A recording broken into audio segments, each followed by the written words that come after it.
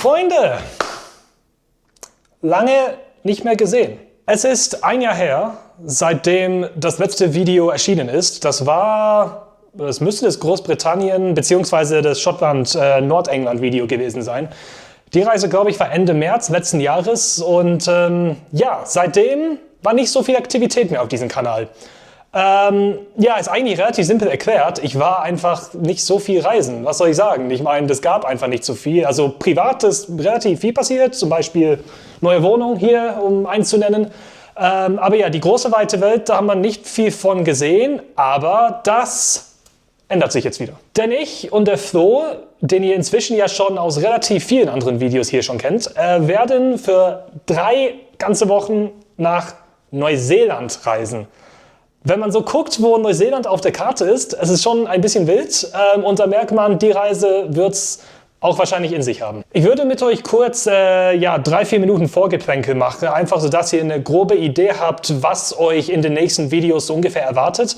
In meiner Vorstellung zumindest kommen jetzt relativ viele Videos in den nächsten Tagen, Wochen. Ob das jetzt wirklich passiert, ist eine andere Frage. Aber genau, ich dachte, ich quatsch mal schnell darüber, aber dann springen wir auch in die Action, würde ich sagen. Ja, wie schon gesagt, wir sind 3 Wochen in Neuseeland. Hört sich nach viel an, wird am Ende wahrscheinlich trotzdem viel zu kurz sein. Und genau, unser Plan ist jetzt eigentlich nicht unbedingt jetzt irgendwie zwischen ein paar Städten zu reisen und die anzugucken. Wir wollen in diesen 3 Wochen wirklich so viel wie möglich sehen, einfach schauen, was in 3 Wochen geht, was Neuseeland zu bieten hat. Und wir haben deswegen eine Entscheidung getroffen und diese Entscheidung war, dass wir diese gesamte Reise in Form eines Roadtrips gestalten werden. Das ist für uns beides was relativ Neues. Sowas in der Art haben wir beide eigentlich noch nie gemacht. Selbst wo ich in Australien war, bin ich nie wirklich zu einem richtigen Roadtrip dazu gekommen. Aber für Neuseeland eignet es sich eigentlich relativ gut. Das Ding ist, Neuseeland besteht hauptsächlich aus 2 großen Inseln. Die heißen ganz simpel Nordinsel und Südinsel. Wenn das übrigens funktioniert, was ich hier mache, dann Props an dich, Liam. Unser Hinflug wird nach Auckland gehen. Und Auckland ist zum einen die größte Stadt in Neuseeland und zum anderen ist es relativ weit nördlich auf der Nordinsel und bietet sich halt daher irgendwie an als Startpunkt, weil von Auckland aus kann man theoretisch einfach straight durch das Land gehen, indem man einfach nach Süden fährt. Und das wird eigentlich auch unser Plan sein. Auckland starten wir und unser Ziel wird dann Queenstown sein. Queenstown ist eine kleinere Stadt, die sich relativ weit südlich auf der Südinsel befindet. Also ihr seht, wir nehmen auch tatsächlich beide Inseln auch mit, Nordinsel sowie Südinsel, schauen das uns alles an und genau, damit ist eigentlich auch unsere Route festgelegt. Was allerdings zwischen Auckland und Queenstown passiert, das kann ich euch selber noch nicht so wirklich sagen, weil wir da noch nicht wirklich was geplant haben. Wir machen diese ganze Reise eigentlich sehr spontan alles. Und es ist auch gewollt so. Wir wollen einfach selber einen Eindruck von dem Land halt bekommen. Wir haben natürlich so ein paar Sachen, das wir ausprobieren. Also Flo wird auf jeden Fall tauchen gehen, da gehe ich von aus. Ich möchte gerne auch ein bisschen wandern gehen, ein bisschen da auch in die Natur mal raus. Wir werden schon unsere Aktivitäten haben, aber wir haben das jetzt nicht ganz genau, taggenau geplant. Und das ist halt so das Spannende halt, ne? Maximale Flexibilität, auch das mit den Unterkünften, wir machen das alles komplett spontan. Für ein Worst-Case-Szenario sind wir eigentlich auch vorbereitet, weil wir haben uns ein großes Auto gemietet, in dem wir theoretisch schlafen können, falls es dazu kommt. Und ich sage mal so, das wird safe zwischendurch passieren, gehe ich von aus. Das ist kein unrealistisches Szenario, dass wir keine Unterkunft finden. Deswegen, ich kann da wirklich noch nicht erzählen. Ich bin selber super gespannt, was wir jetzt in diesen nächsten 3 Wochen erleben werden. Das sehen wir dann einfach. Ja, morgen ist Hinflug. 24 Stunden geht die Reise, also nur das kurze Stück. Ich glaube, der zweite Flug ist auch der drittlängste Flug der Welt, habe ich letztens gelesen. Das ist irgendwie knapp über 17 Stunden, also absolut crazy. Wird spannend auf jeden Fall. Und apropos spannend, ich fliege morgen Standby. Das wird auch noch mal dazu spannend, weil ich arbeite jetzt bei einer Airline und das heißt, ich habe jetzt die Möglichkeit, stark vergünstigte Flüge eben auf Standby zu fliegen. Also wir reden hier wirklich ungefähr von 90% Nachlass. Das ist echt nicht wenig. Aber der Haken an der ganzen Sache ist, ich kann nur mit, wenn noch Sitzplätze frei sind. Also wenn der Flieger ausgebucht ist, dann habe ich halt Pech gehabt und werde auf den nächsten Flieger umgebucht. Also wird überhaupt spannend zu sehen sein, ob ich morgen auf den Flieger noch komme. Aber sieht gerade gut aus. Man kann das so ein bisschen an den Buchungszahlen erkennen und ich glaube, ich bin vorsichtig optimistisch. Aber wir sehen mal morgen. Aber ich muss jetzt auf jeden Fall erstmal schlafen. Das wird wahrscheinlich eine der letzten Mal sein, wo ich das dann relativ lange machen kann für eine Weile. Und würde ich sagen, damit gebe ich an den Zukunfts-Liam ab. Danke dir, Vergangenheits-Liam. jetzt bin ich hier am Hinflug und ja, schöne Grüße. Wir sind gerade mitten über dem Indischen Ozean. Im zweiten Flug jetzt und wie ihr seht, ist irgendwie nicht so alles hier ganz normal, weil, das habe ich eventuell vergessen nicht zu erzählen letztes Mal, ich habe mir ein Business-Class-Sitz ergattert, weil selbst das ist dann plötzlich bezahlbar, wenn man natürlich 90% Abzug hat und ich hatte Glück, dass da noch eins frei war. Jetzt könnte ich euch erzählen, was jetzt alles in den letzten Stunden bis hierhin passiert ist, aber ich glaube, ich würde jetzt einfach 15 Minuten mit der Kamera reden, weil das war, also was jetzt in den letzten Stunden passiert ist so unfassbar krass. Also ich bräuchte dann ewig dafür. Auf jeden Fall, das Ergebnis ist gut. Ich habe jetzt den Platz, den ich halt mir so irgendwie gewünscht habe und das ist jetzt passiert. Aber um vielleicht ein paar Highlights zu nennen, also ich kann jetzt wirklich nicht alles sagen, aber ein paar Highlights zu nennen.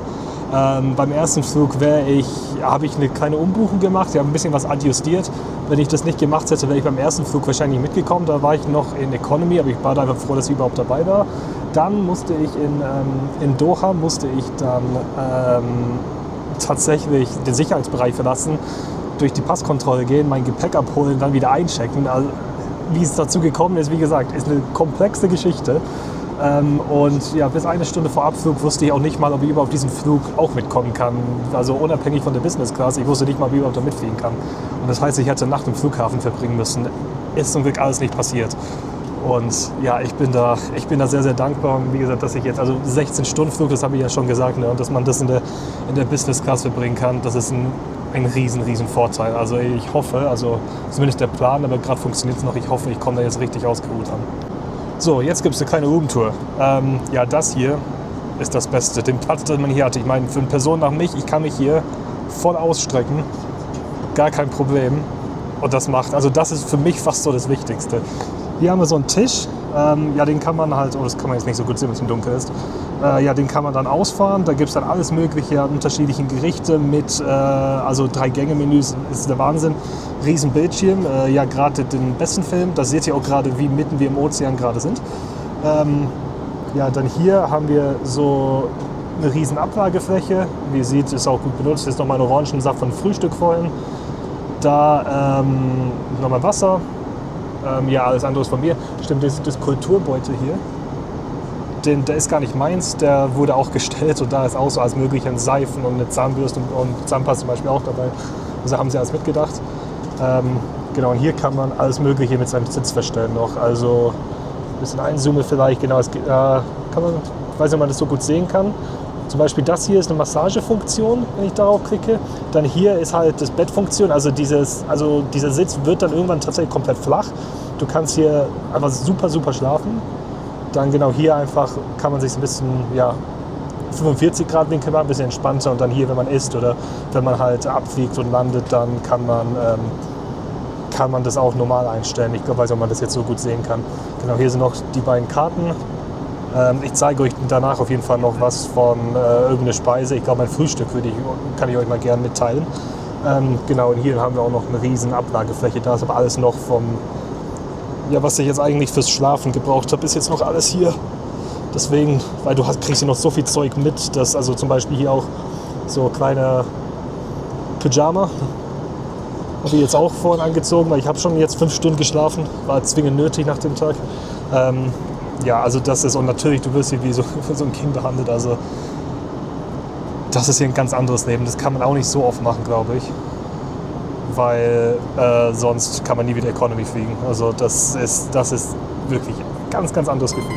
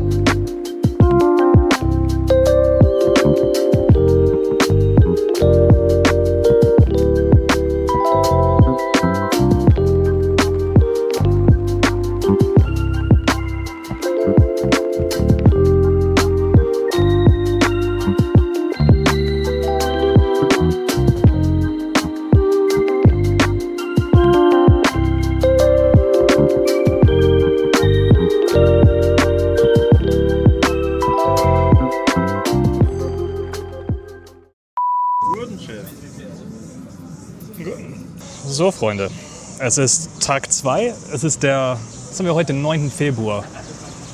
Gestern haben wir schon den ganzen Tag hier verbracht. Unser Flug ist ja um 5 Uhr in der Früh angekommen, was eigentlich ganz geil war, weil damit konnten wir halt wirklich jetzt den ganzen Tag verbringen. Und ja, wir haben die Zeit eigentlich gut genutzt. Wir haben wirklich ein bisschen von allem gesehen. Wir sind erstmal, als wir angekommen sind, in der Stadt ein bisschen spaziert. Nebenbei mit einem Kaffee. Und danach sind wir sogar noch Minigolf spielen gegangen. Das war ein etwas längerer Spaziergang. Mittag gegessen, eingecheckt und kurz einen Powernap gemacht.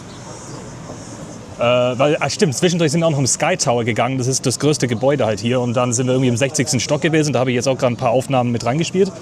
Und ja, am Abend dann Abend gegessen und in eine Bar gegangen. Also für den ersten Tag eigentlich schon das Maximum rausgeholt. Wir haben heute noch einen ganzen Tag in Auckland. Wir gehen wahrscheinlich zu einem so Art ausgestorbenen Vulkan. Bin ich jetzt gespannt, wie das jetzt sein wird, aber es sieht eigentlich ganz cool aus. Ja, und der Rest, guck mal, ne? Es ist jetzt schon keine riesige Stadt, aber da ist trotzdem relativ viel zu tun. Und ja, guck mal, jetzt überrasche ich den Flo, indem ich die Kamera jetzt drehe. Oh ne, erstmal gucke ich auf meinen Kaffee. Das funktionierte richtig gut. Also der Flo ist nicht dabei. Nee, dann gucken wir, was wir heute schaffen.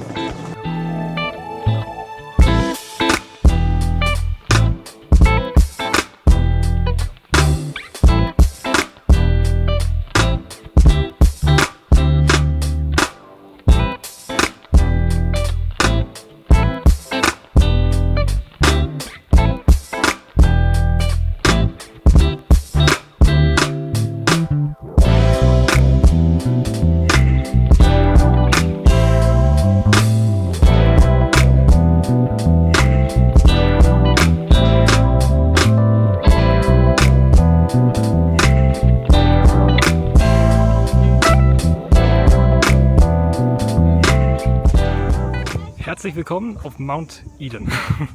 Das ist ein Vulkan, der ziemlich zentral noch in Auckland ist. Also das ist total ausgestorbener Vulkan. Ich habe gestern im Sky Tower habe ich gelesen.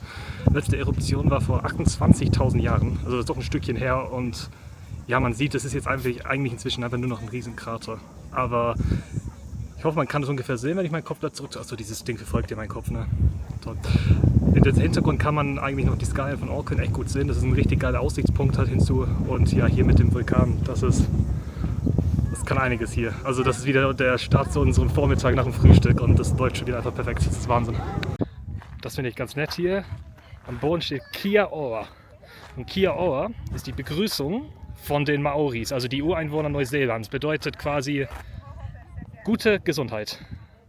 Und das finde ich doch eigentlich eine ganz nette Begrüßung.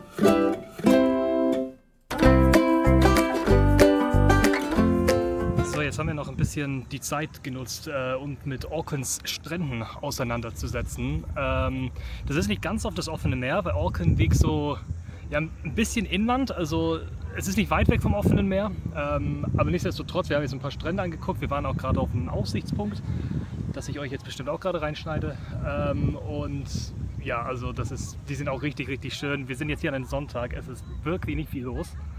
Das finde ich, es war in Australien auch schon so, das finde ich immer total krass, dass du diese so schönen Strände hast und es ist gar nicht so viel los, wahrscheinlich weil einfach nicht genug Menschen da sind, um das alles zu nutzen. Nee, und wir sind jetzt, also da gibt es eine Buslinie, die das alles abfährt, also ist wirklich super und ja.